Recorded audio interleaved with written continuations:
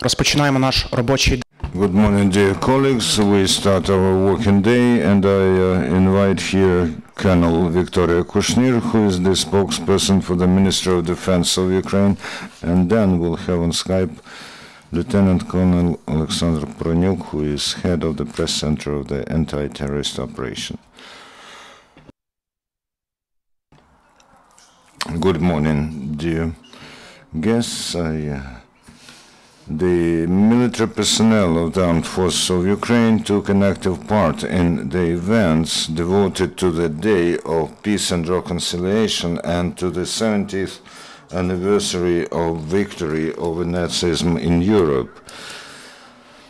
Ceremonious marches and laying of flowers to memorials and monuments to the participants in the World War II took part in military units and garrisons. Also, soldiers who were called up in the spring this year took an oath of allegiance to Ukraine and Ukrainian people. On the eve of the events, the Ukrainian military servicemen have restored and put to order dozens of graves of the heroes of the war, in particular in Odessa region, on the memorial complex of the Coast Guard Battery 412. The military have took part in the reburial of 18 warriors who heroically died in the fight near Odessa. Also in Ternopil region, the military have took part in putting to order almost 300 graves.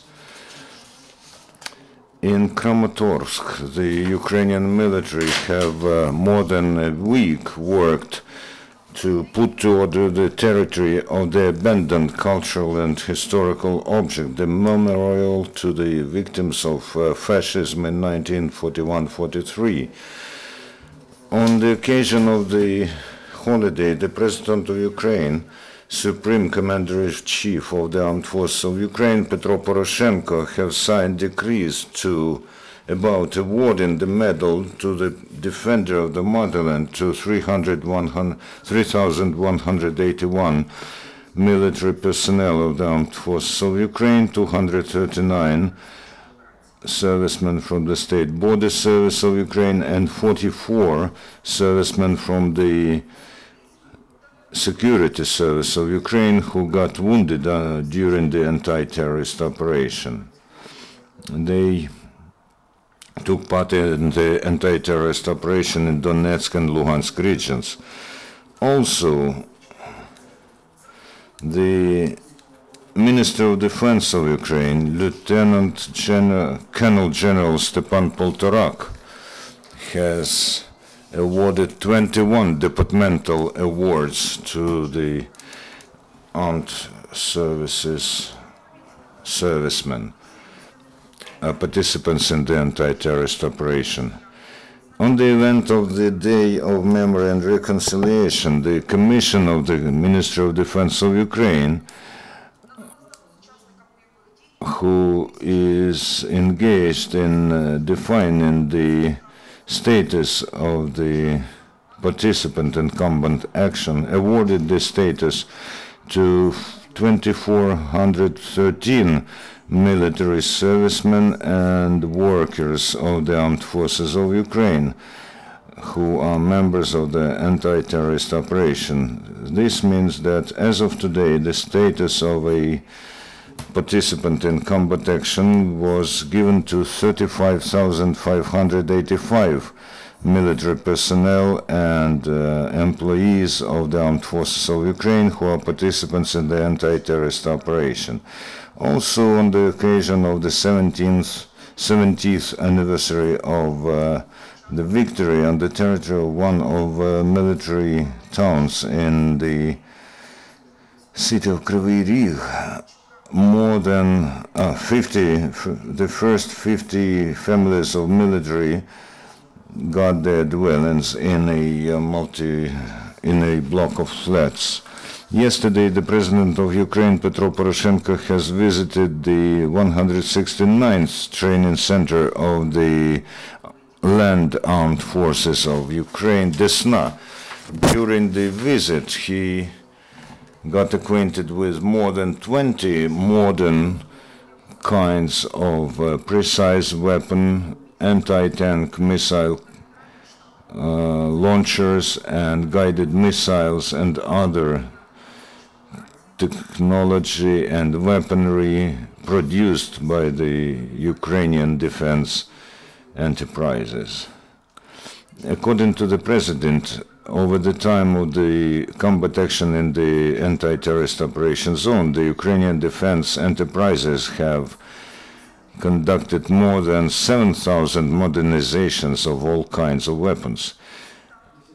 At the same time, the repair and restoration brigades of the Armed Forces of Ukraine in the anti-terrorist operation zone over the last week have given back to combat service 182 vehicles and units, items of military technology, including 8 battle infantry machines, vehicles, the reconnaissance vehicle BRM-1K, 10 T-64 tanks, 1 T-72 tank, beside 138 units automobile vehicles have come back to the service, including 33 Ural, 41 ZIL, 34 GAZ-66, 10 KAMAZ, 11 KRAS, and 6 MAZ. The repair brigades of the state enterprises over the last week have restored 4 combat vehicles of industry. This means that starting from the beginning of the anti-terrorist operation, 23,533 vehicles and units of military technology were restored for the Armed Forces of Ukraine, out of which 22,192 vehicles were restored by repair and restoration military brigades of military units. The Ukrainian military pilots have come back after completing their tasks within the joint Ukrainian-Danish operation to transport fuel to the island of Greenland. The operation was called Northern Falcon 2015. Over 4 weeks, the crew of the military transportation plane Il-76MD of the Air Force of Ukraine have flown for over 90 hours in complicated Arctic conditions, and the Ukrainian aviators have transported more than 500,000 liters of fuel, 93 passengers, and 131 tons of cargo. Our pilots worked in complicated extreme conditions, but in spite of this, all the tasks of the mission were successfully performed by the crew of the Ukrainian transportation plane. This week, the delegation of the Armed Forces of USA, headed by the by the Commander of Land Forces of USA in Europe, Lieutenant General Frederick Ben Hodges, will visit Ukraine, and the Americans will visit the International Center for Peacekeeping and Security of the Academy of Land Forces, named after Hetman Petro Sagaidaczny, where the mobilized military servicemen of the Ukrainian armed forces are being trained. Besides, Ukraine will be visited by delegations of British training personnel, representatives of the United States Navy, Medical Organization, Canadian-Ukrainian Foundation, and so on. And now the word goes to Lieutenant Colonel Olexandr Poronjuk, who will give you information about the state of things in the east of Ukraine. The situation in the east of our country remains without significant changes. On the 11th of May, starting from 6 p.m., the bandits, while shelling the positions of the Ukrainian troops, have again used the arms banned by the Minsk agreements. In Donetsk sector, the invaders have shelled from 120mm mortars on Pitne-Vodene Piski. On the mine Dutovka, they shelled from anti-air defense cannon and a tank. In Mariupol sector, the criminals have used almost the entire arsenal that they have. They have shelled Ukrainian positions from self-propelled artillery cannons from 120 and 82mm mortars. They used grenade launchers and small firearms. However, when they got the adequate response, they have 5 times applied for ceasefire. It was also not calm in Luhansk region. The criminals were firing at us from the mortars of big caliber, grenade launchers and small firearms.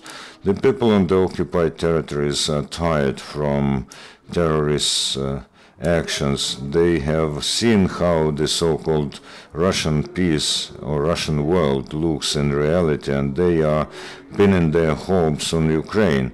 Recently, on the site of the city administration of Antratsit, there was a address to the Ukrainian authorities with the request to get the city under their authority. However, it stood there for 15 minutes at most. And we have the information that a group from 10 professionally prepared snipers from Russia arrived to Donetsk, and echelon with the military technology and ammunition has come to Torres one of these days. And our next briefing